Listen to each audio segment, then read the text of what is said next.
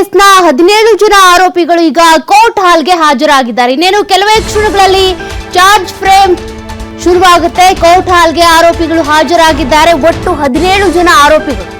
ಇವತ್ತು ಯಾರು ಕೂಡ ಗೈರಾಗಬಾರ್ದು ಅಂತ ಸೂಚಿಸಲಾಗಿತ್ತು. 4 ಗಂಟೆಗೆ ವಿಚಾರಣೆ ಮುಂದೂಡಿಕೆ ಮಾಡಲಾಗಿದೆ ಅನ್ನೋದು ಗೊತ್ತಾಗ್ತಾ ಇದೆ. ಇನ್ ಕ್ಯಾಮೆರಾ ವಿಚಾರಣೆ ನಡೆಸೋದಕ್ಕೆ ಪರಿಶೀಲನೆ ನಡೆಸಬೇಕಾಗುತ್ತೆ. ಹೀಗಾಗಿ 4 ಗಂಟೆಗೆ ವಿಚಾರಣೆಯನ್ನ ಮುಂದೂಡಿಕೆ ಮಾಡಲಾಗಿದೆ.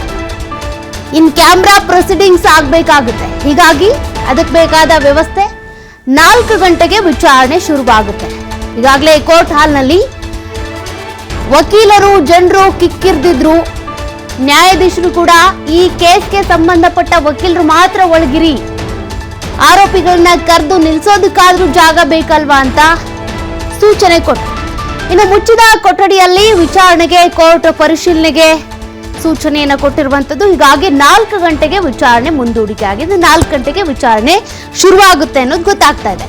ಇನ್ ಕ್ಯಾಮ್ರಾ ಪ್ರೊಸೀಡಿಂಗ್ಸ್ ಎಲ್ಲವೂ ಕೂಡ ಕ್ಯಾಮ್ರಾದಲ್ಲಿ ರೆಕಾರ್ಡ್ ಆಗುತ್ತೆ.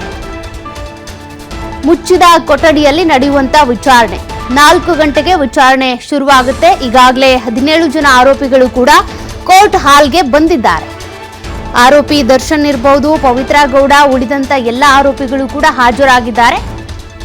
ಚಾರ್ಜ್ ಫ್ರೇಮ್ ಪ್ರಕ್ರಿಯೆ ಶುರುವಾಗಬೇಕಾಗಿತ್ತು, ಬಟ್ 4 ಗಂಟೆಗೆ ಮುಂದೂಡಿಕೆ ಮಾಡಲಾಗಿದೆ. ಯಾಕೆಂದ್ರೆ ಹೆಚ್ಚಾಗಿ ಅಲ್ಲಿ ಜನರು ಕಿಕ್ಕಿರ್ದಿದ್ರು, ವಕೀಲರು ಕೂಡ ಇದ್ರು. ಈ ಕೇಸಿಗೆ ಸಂಬಂಧಪಟ್ಟವರಲ್ಲ, ಎಲ್ಲಾ